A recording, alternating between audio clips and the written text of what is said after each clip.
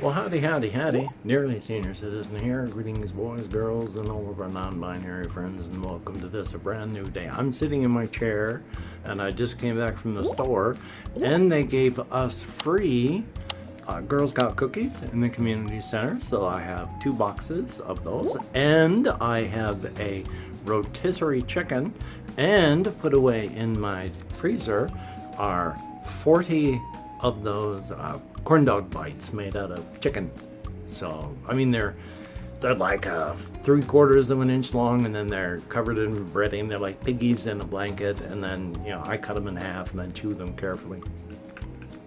So I've got a whole mix of stuff along with rice, and so I can't remember if I said everything properly, so I'll do it now. So I got howdy, howdy, howdy, nearly senior citizen here. Greetings, boys, girls, and all of our non-binary friends. And remember, no matter who you are valid. So if I said it twice, well, now you're double valid.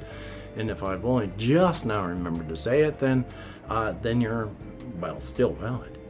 But yeah, I am holding my tablet. I am slowly just rotating back and forth in my chair because I like having interesting angles and shots, and I can't really think of a good angle or shot to put the whole thing in. So instead of making everyone absolutely super dizzy by spinning around while I walk, I'm just gonna slowly pan side to side. I'm trying to remember some of the things that I wanted to talk about. One of them, long wind up. I am a fall risk. In fact, I am such a fall risk that last night or the night before, I'm glad I have furniture in here, if only flimsy stuff and a chair to grab onto, because if I didn't, I would have been on the floor again, as I have been already once. So I am a fall risk even in places like this. I should be using my walker more often when I go out, but I don't. And I can't take a walker if I go down by the stream on the path there. And last night I walked to Walmart, and it wasn't dark when I left, but when I exited Walmart and came back, it was dark outside. I walked past a lot of fields, not streams, fields. I've mentioned that we have a lot of fields because we have high tension power lines.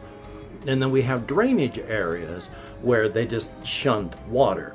And there's this one field that I walk by that has one of those.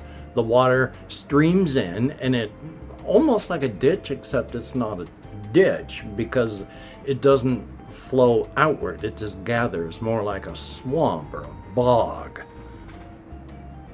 And then there's a small road that you can get onto on the other end, and then continue walking until you get up onto the sidewalk. It was dark, pitch dark. I couldn't see the field. My vision's terrible. I am nearsighted on my left. I'm farsighted on my right. I have astigmatism in both, and I have age-related vision issues. So when I tell you I can't see a damn thing, I mean I can't see a damn thing. And when it's dark, I can see even less. So I went marching. I didn't go marching. I went charging across that field with only a vague idea of where the drainage swamp was, and hopefully going towards where I thought the road might be, the dirt road. The field, of course, being dark enough that had I walked over the edge of a cliff, I never would have seen it coming. I couldn't see my feet looking downward. And there were holes and dirt. And again, I'm a fall risk. I'm 61. I don't want to break any bones, especially I don't want to fall down and land on my body just right with my femur, and then I snap the hip joint. Oh boy. I mean, I'm looking at surgery coming up here pretty soon, going on in my neck, near my spine and my arms. I don't want to have to add hip replacement surgery into that. So you'd think, having stopped myself from falling just the other day, in here, And then knowing I need my walker, that I wouldn't just go charging into a field. But I did. And it was good. I enjoyed it. It was fun. Am I going to stop doing stuff like that? No, of course not. Am I an idiot? Well, yeah. Again, I'm 61. I should be moderately careful with my health. I mean, I gotta stay active as I can so that I stay as healthy as I can. In fact, I went for an early walkies. It wasn't an early walkies. Today, last night, again, I had issues with sleeping. Part of it was my fault. It was midnight before I remembered to take any of my nighttime medications, including the 200 milligram caffeine tablet. So it took forever to fall asleep. And then I had therapy today, so I woke up early from pain and discomfort, and then because of anxiety, knowing that I had an interruption in my daily routine, so I got up at 7:15ish. And then just watched videos until 9 o'clock because I didn't want to get involved in anything heavy duty. And then had therapy until 10. And then got things together that I hadn't finished getting together before. Took a shower, came out here, and by that time it was almost noon. And so, yeah, not early morning anything. It is 1:17 right now because after my shower, I went out for a walk. But unfortunately, and I don't know what happened, my Achilles tendon is really sore where it attaches to my actual heel. And then, of course, I was putting lotion on my legs so that I could put on my support stockings, and I realized it was really sore. So, of course, I did the smart thing and pushed on it to find out where it hurt the worst. So walking on walkies was not easy for the first half of it because my Achilles tendon hurt so much because I am smart. So that's that. I am hopefully going to be doing some recording today. I have paid my rent. I need to go pay for my storage unit. I got to pay for my phone. I've got to pay for some other things. And then hopefully I'll have enough money left over to purchase some other things so that, when I say other things, I mean like I try to purchase a few things for me gaming wise each and every month, and then keep up, since I have to pay for that medical stuff on my own and I gotta pay for food on my own. I wish I had so much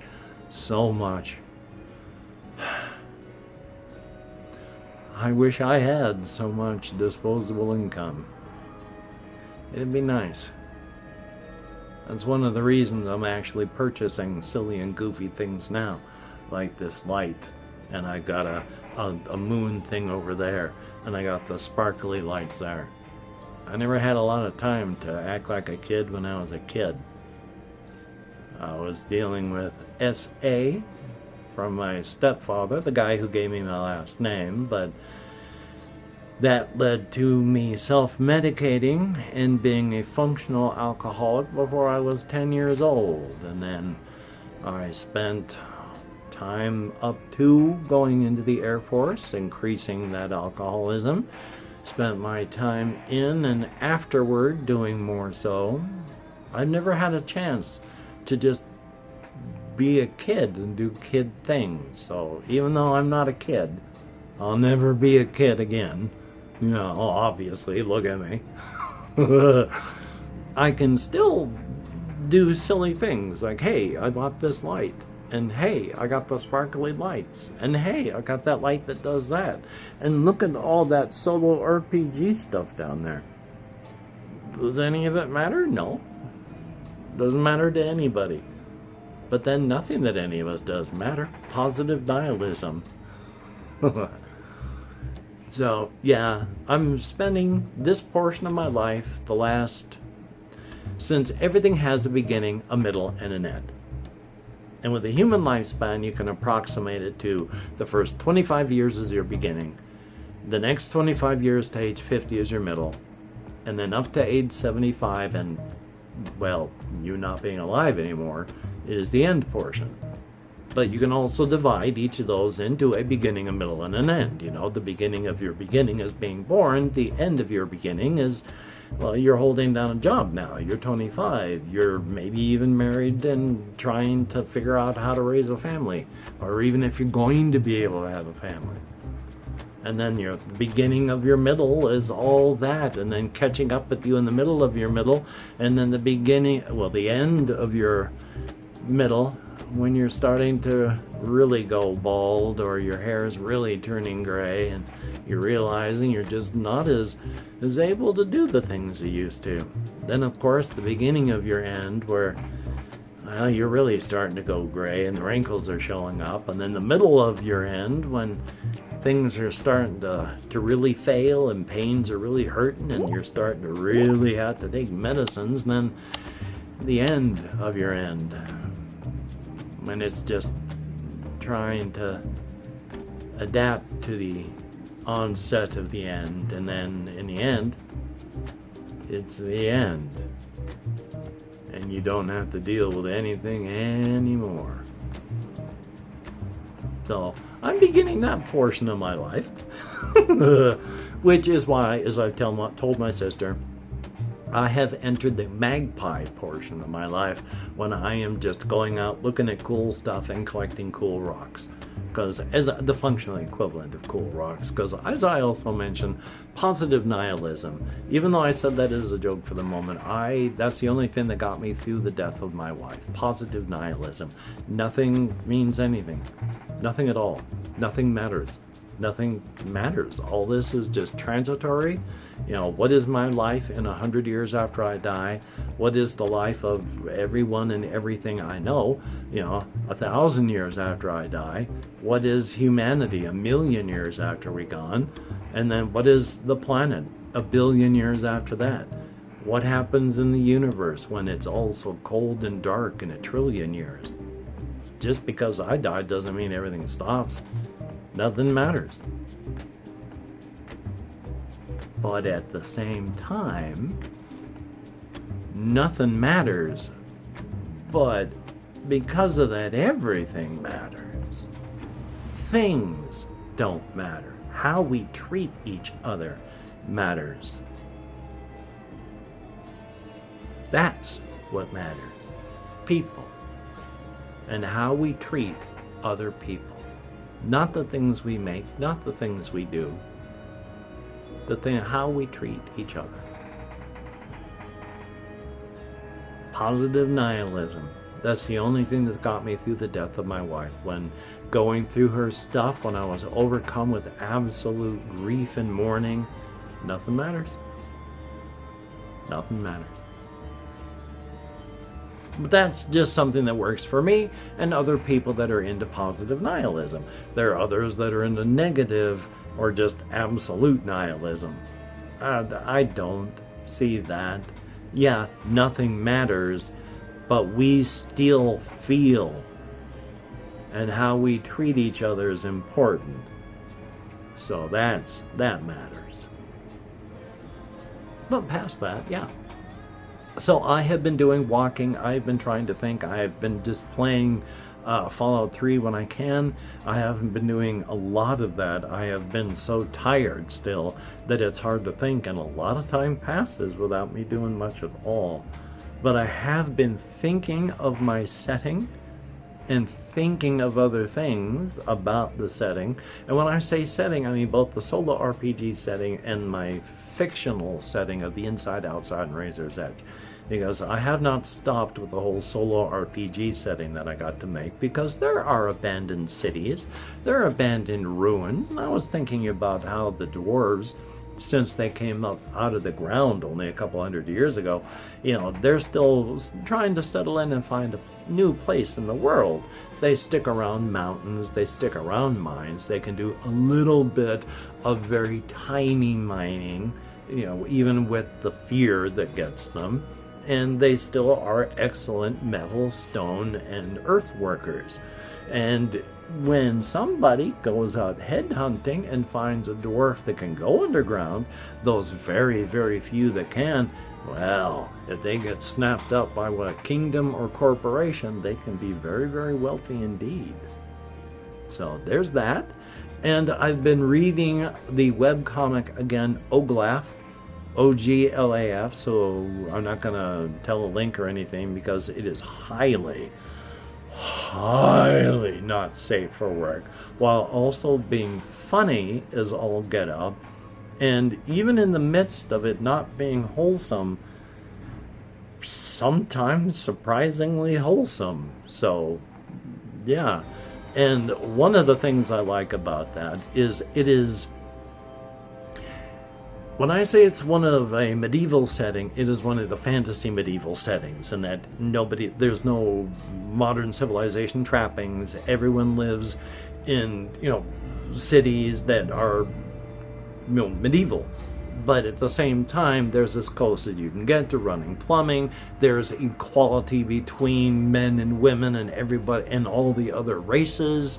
And in fact, not even that. There's places, it's not uncommon to see skeletons walking around because the undead are not automatically turned away. And I was like, oh, I want to try and adapt some of that stuff for it as well. So, not directly stealing, even though there's a time-honored tradition of doing that for fiction writing and for everything else, but more standing on shoulders. Well, I have that chicken still over there, and I'm going to devour some of that chicken before I refrigerate the rest and use it in my rice. But I will talk about that because I have continued experimenting, and I have yet, and I know it's going to happen one day, but I have yet to have it turn out wrong. When I experimented with rice vinegar, I mentioned how just smelling the rice vinegar, it's vinegar. Ugh. And I was positive I was making a big mistake by pouring it into the rice water and then having it cook with it. But then when I smelled it as it cooked, oh my God, it was so good. So last night when I put it in, I just poured it in and it started liberally glug, glug, glug, glug, glug, and I let it pour and pour and pour. And then I put in a couple good shakes of soy sauce, couple good shakes of the bottle of Tabasco, and then using my ground dried minced garlic, about 21 good shakes of that, and I've bought the new thing. I bought ground ginger, and I put a lot of ground ginger in on top of everything else because ginger is strong. It has a strong bite, and if I messed it up, it's only a little bit of rice. I can always try it again with a little less. Oh my God, it is so good. So good. And again, this is with rosemary and thyme and some sweet basil and some pepper flakes. When I'm not eating rice, I'm thinking about the next time I can start eating rice. When I am eating rice, I'm wondering how I can eat more rice. And I can't wait until I get hungry again so I can eat more rice. I want to eat rice all the time. Jasmine, brown jasmine, basmati, so far, everything I've added to them has been synergistic, has increased each time, has brought it to a new elevation I did not think possible. I am ready to continue my adventures in rice. Plus, I hope to get my slow cooker over here today, which I need to get my walker over to the storage unit, and I had to go pay for my storage unit, so there's a good reason to get there with the walker so that I can start experimenting with that. And somebody whom I cannot remember how to pronounce the name of, but I know it starts with an R, was giving me good ideas on what to do with my upcoming adventures in slow cooking. So very cool. Well, I am going to get this together, start editing, and then do the things that I have to do for the rest of the day. So, until we meet again, you take care. Have a great day today. I will see you on the flip side, and that is, you can see the trash on the floor, because I have a lot of trash on the floor at the moment. It's a pigsty in here, in case you haven't noticed by the bed and this table back there, and then I've got some junk on the floor back there, especially over on top of that. Ugh. So, I mean, it's like, what, 10 minutes of cleanup and I'm done, but I haven't done it yet. My room is small enough that I can keep it clean, and it's also small enough that it drives me nuts, so I have to get out. It's perfect, I love it. If you are a Patreon patron, thumbs up, thank you, it is appreciated. I would put your names up, but right now my arms have been really hurting me, so I am very sorry. But when you look in the mirror, you are looking at someone who is beautiful and awesome. Thumbs up and thank you so very much. For everybody that leaves me a comment, thank you, it is appreciated. I try to answer as many as I can, and I know it's not many. I wish I did not have nerve compression. It sucks, major league. But each and every comment is read, and most of them appreciated. I thumbs up and heart as many as I can, so it is appreciated, each and every one of you. So, until we meet again, I'll say this old part again. You take care. Have a great day today. I will see you on the flip side, and that is indeed a very good thing. So now to get editing, and then, yeah, back out there on the road at some point. You take care.